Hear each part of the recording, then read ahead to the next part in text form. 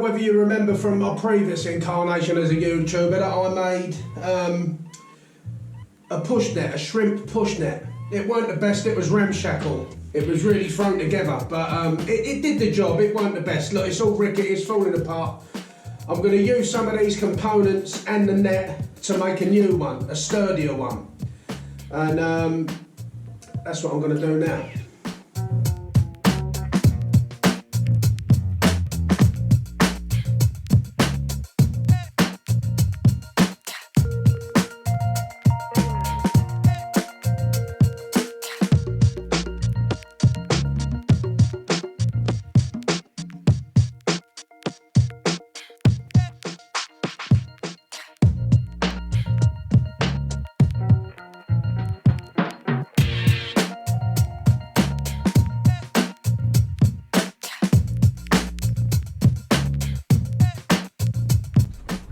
This is what we've got.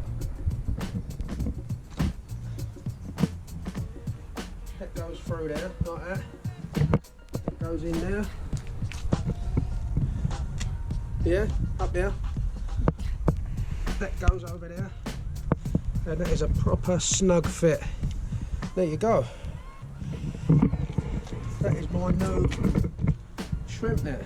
Now what I've got to do is see if it works.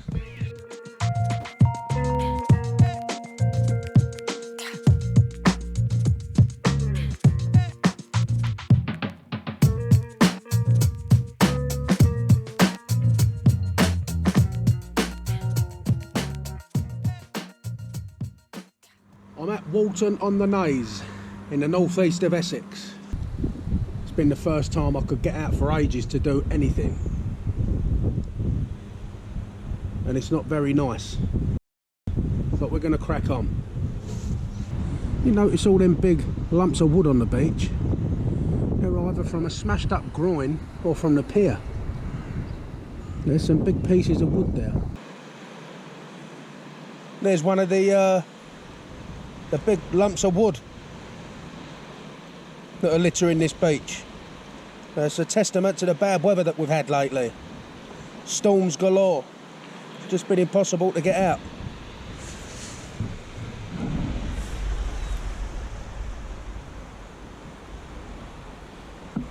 Right, I must be crazy wanting to do this, but as I say, I haven't had time to do this lately. When it was warmer, in September, I just couldn't make it down here. I want to do some shrimp netting, some push netting for shrimps. But I'm going to have a little test out first to see how cold the water is and to see how comfortable it is before I go balls deep into the North Sea.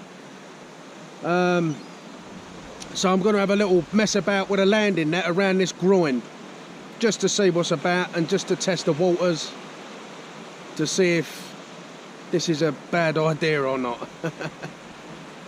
Here we go.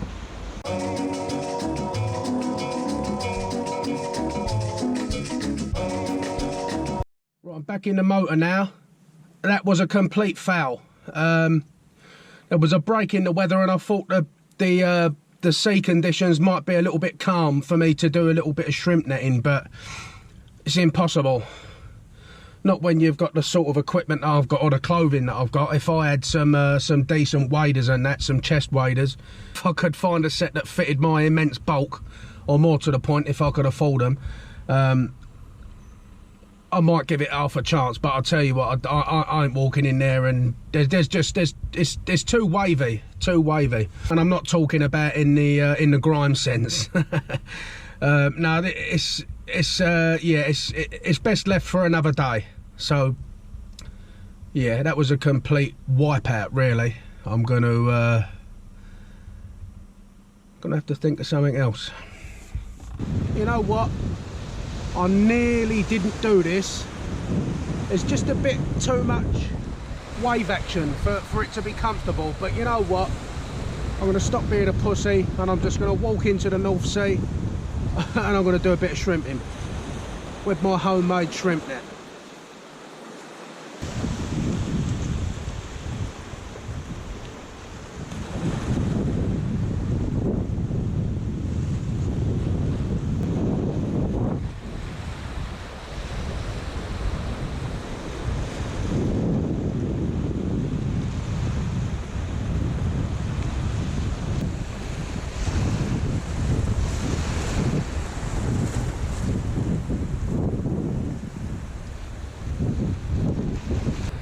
Having a nightmare with a weed today.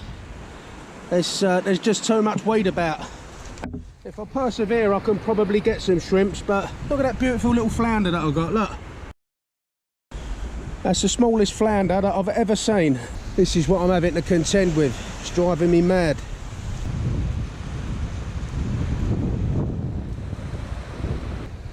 The weed is playing havoc with this. I mean, I'm building up a fair few in now. I mean, there's some in there. I'm getting loads of them, but it's sorting through the weed that's the pain in the neck.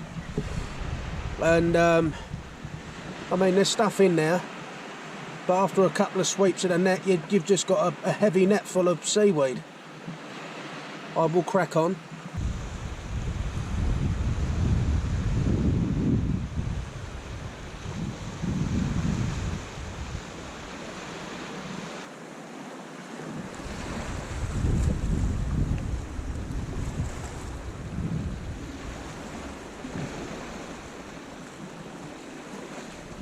All right, let's see what we've got.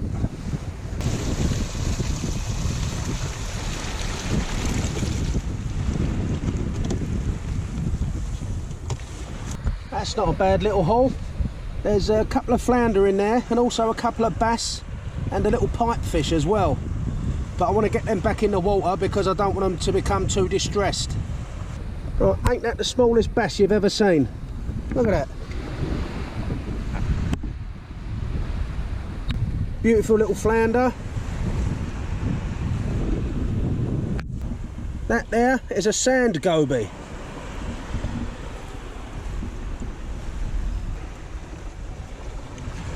Swimming crab, or flying crab I should say.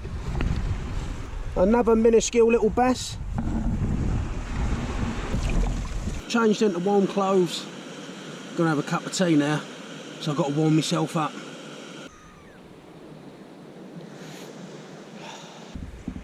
Non-British people probably think that they are too small, but this is the traditional brown shrimp. These are tiny.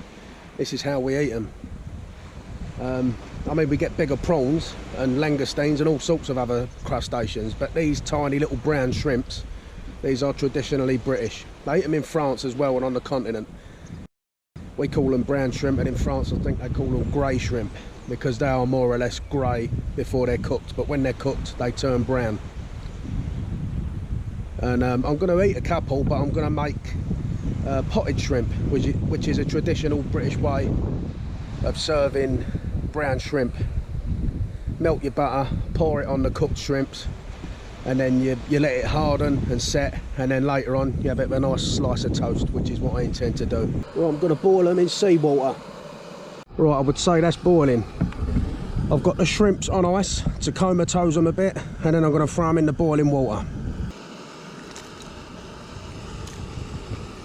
Just going to give them a couple of minutes. They're cooked. They're ready to come out and be shelled. There you go. That's what you're left with. And they smell absolutely lovely.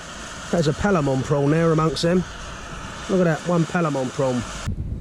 That is one ramekin full of brown shrimps, I must say. It's a bit time consuming. Yeah, there they are. Just got to melt some butter now and pour it over them to preserve them. Let's see how that goes. I'm going to pour the melted butter on now.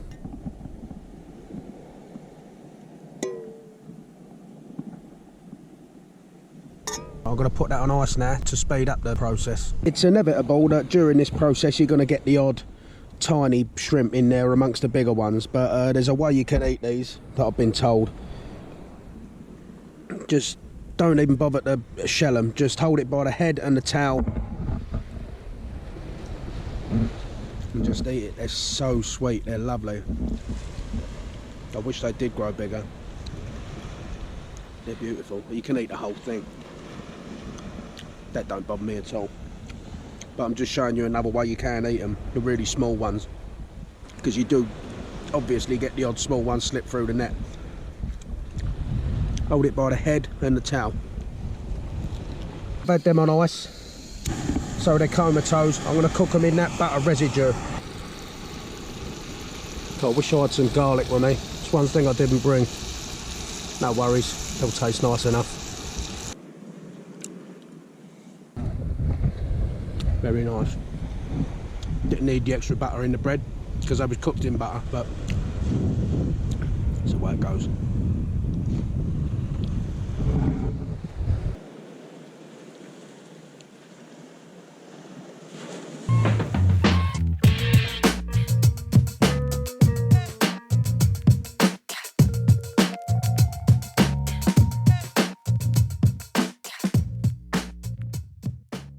Home now, a couple of big fat toppers here, and I'm just going to butter these toppers with a shrimp that I caught earlier. So basically this method was used years ago as a way of preserving the shrimp to make them last longer. You covered them in hot butter, kept them in the fridge, and you had it on hot toast. There's a lot of butter on that.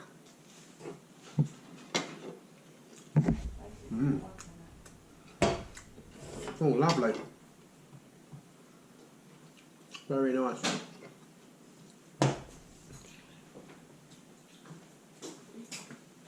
Got to stop the chomping.